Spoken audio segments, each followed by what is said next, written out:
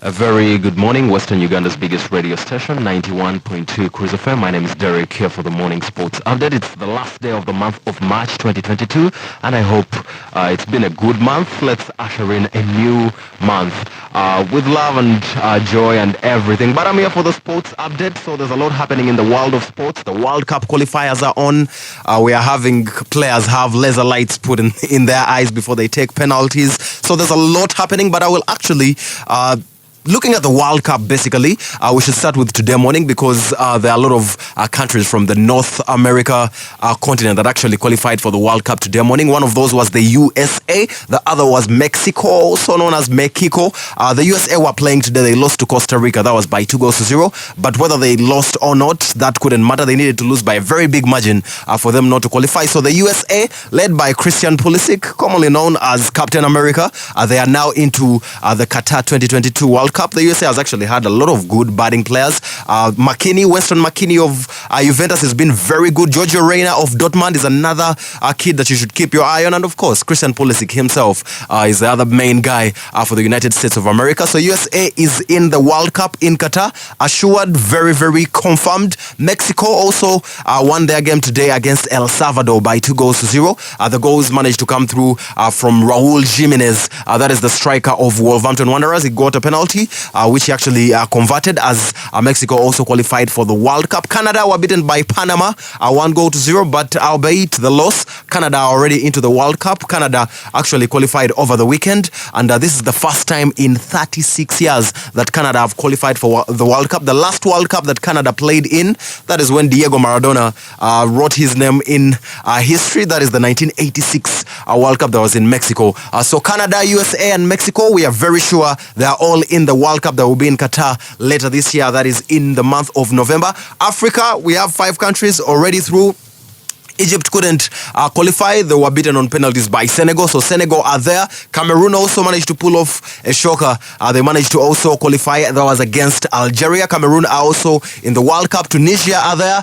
Ghana also caused a very huge upset. Ghana managed to beat Nigeria. That is in the jollof rice derby, like they call it. And then, of course, Tunisia managed to also qualify. Morocco are also in the World Cup. So those are the 5 countries from Africa that will be playing in the World Cup later this year.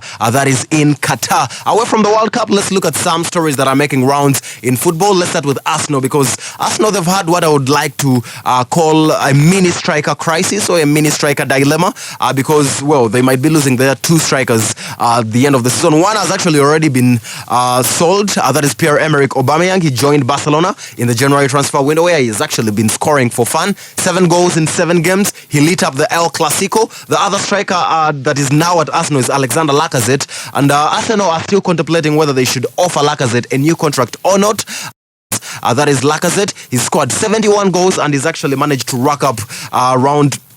that is 34 assists for Alexander Lacazette. 36 assists and 71 goals, Alexander Lacazette. So Arsenal are trying to come up with a new contract for the player, but they want to offer him just a short-term deal, most likely a 1-year contract to have Lacazette stay at the club. And Arsenal also looking at other options. They're looking at Darwin Nunez. That is the striker that plays at Benfica. He's wanted by a lot of clubs. West Ham had a £50 million bid rejected in the January transfer window, but Arsenal think they will get Darwin Nunez. That is from the club of Benfica in Portugal. With Arsenal play against Crystal Palace in the Premier League on Monday, and the goalkeeper, that is Aaron Ramsdale, he has a 50-50 chance to play in that game. So Arsenal fans, you can actually cross your fingers for that one. Away from Arsenal, at Chelsea, the takeover talk is still the biggest thing happening in town. That is at Chelsea, especially with Roman Abramovich being sanctioned. So far, the New York bank that Roman Abramovich appointed, that is Rain Bank, they've come up with a short list of 4 bidders.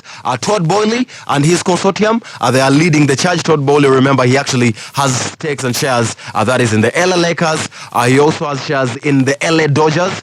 He's one of those. His consortium is actually leading the way. The Ricketts family is also the other. They own the Chicago Cubs, and they are being funded by Ken Griffin, one of the biggest billionaires on the planet. And then there's also the consortium led by Sir Martin Broughton. And then there's another one which has been very low-key, led by a gentleman called Pagliuca, who has shares in the Boston Celtics, but also has shares in Atlanta, that is the Italian Serie A club. That is how it stands in as far as the talks for taking over Chelsea are. But talking about Chelsea, Antonio Rudiger is one of those defenders that is also going to be a free agent at the end of the season. And there's talk that he could join Man U, but he wants to first have talks with the Manchester United manager, whoever they appoint, most likely Ten Hag. Antonio Rudiger wants to first talk to that very manager. At Leeds United, Calvin Phillips, one of their best players, he's been very, very injury-ridden, injury-stricken this very season. It's said that he might actually sign a new contract and just take out all the noise for all the clubs that are interested in him. There was talk that Aston Villa might put up a £60 million bid for him. Clubs like Liverpool, Arsenal, Man United have all been linked with this player that is Calvin Phillips, but he might sign a new contract. He's been very injured, and Leeds have had those problems. Their best players, Patrick Bamford, Calvin Phillips, they've been out with injury. That's why Leeds have struggled with that whole relegation dogfight. Only Rafinha has been available consistently, but they even sacked their manager Marcelo Bielsa. Jesse Marsch, the American appointee, has actually done a good job so far, but Calvin Phillips might sign a new deal that is at Leeds. Lesson with Manchester United, because at United there's a lot, especially with their strikers. Edinson Cavani picked up a calf injury on national duty with Uruguay, so he could be out on the sidelines for a longer time. Man United are also said to be looking at Harry Kane, that is in the summer, and they're willing to use Anthony Martial in that deal. Remember that United shipped out Martial on loan to Sevilla, and they might actually want to use him in that swap deal with Harry Kane. Of course, they would have to add money on top of that. And finally, a former Manchester United striker, that is Ruud van Nistelrooy. He's actually going to be the manager of PSV, the Dutch national side, or rather the Dutch team that is in the Dutch Eredivisie. PSV, where this man, Ruud van Nistelrooy, came up from, he's going to be their manager starting next season. That's it from Dotto Sports. Have a very good morning.